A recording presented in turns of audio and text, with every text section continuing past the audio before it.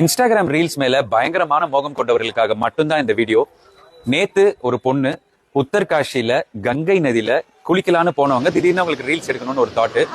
கங்கை நதியில போய் ரீல்ஸ் எடுக்கிறாங்க. அவங்க குட்டி பாப்பா கிட்ட போனை கொடுத்துருக்காங்க. அந்த பாப்பா போன் எடுக்கும்போது கால் தவறி அவங்க கங்கையில அப்படியே கண்ணுக்கு முன்னாடி அவங்க கங்கை நதியோட அடிச்சுட்டு போயிருக்காங்க. அவங்க இறந்துட்டாங்க. அந்த குழந்தை அலற சத்தம் மட்டும் மம்மி மம்மிங்கிறது கேக்குது.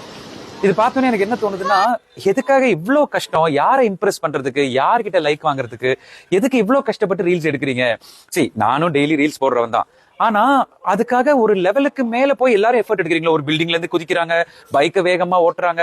அதே மாதிரி என்னோட பிரியமான சகோதரிகள் ஒரு படத்துல ஒரு ஹீரோயின் வந்து ஒரு காஸ்டியூம் போட்டு ஆடினா அதே காஸ்டியூமை போட்டு அவங்க இங்கேயும் ஆடுறாங்க. எதுக்குன்னா ஒரு 100 லைக் எக்ஸ்ட்ரா வரதுக்காக. சரி, இது சினிமாவை நோக்கி போறவர்களாக நீங்க இருந்தீங்கன்னா ரைட் ஃபைன், அது ரொம்ப சந்தோஷம். ஆனா சினிமாக்கும் உங்களுக்கும் சம்மந்தமே இல்லாம யாரோ 4 பேர் லைக் பண்ணும், அடுத்தவங்களை இம்ப்ரெஸ் பண்ணுங்கிறதுக்காகவே வாழ்ந்துட்டு இருந்தா எப்போ நமக்காக வாழ்றது? இப்போ ரீல் ஒன்று பண்றீங்க, ஒரு பாக்குறீங்க, அந்த ரீல் பண்ணணும்னு தோணுச்சுன்னா உங்களுக்கு பிடிச்சதை பண்ணுங்க.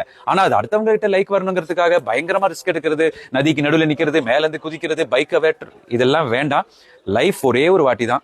தயவு செஞ்சு நீங்க வந்து இன்ஸ்டாகிராம் ரீல் செய்தவர் இறந்து விட்டார்னு செய்திகள் கேட்கும் போது ரொம்ப கஷ்டமா இருக்கு.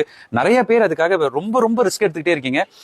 எனக்கு இது பேசணும் அப்படின்னு தோணுனது காரணம் வந்து நானே பாக்குறேன். ரொம்ப பேர் ஒரு ரீல் போட்டுட்டு ஐயோ லைக் வரலையே, அடுத்தவங்க லைக் பண்றதுக்காக ரீல் போடாதீங்க. உங்களுக்கு அந்த வீடியோ பிடிச்சிருக்கா? ஒரு ரஜினி சார் டைலாக், ஒரு விஜய் சார் டைலாக் நீங்க பேசினா எப்படி இருக்கும்? அப்படி தோணி தான் நீங்க ரீல் போடணுமே தவிர அதை நீங்க போட்டுட்டு ஐயோ லைக் வரலையேன்னு புலம்பிட்டு இருக்காதீங்க.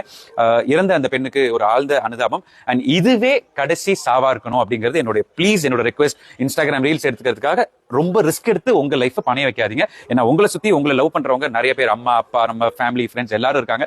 So please stay safe.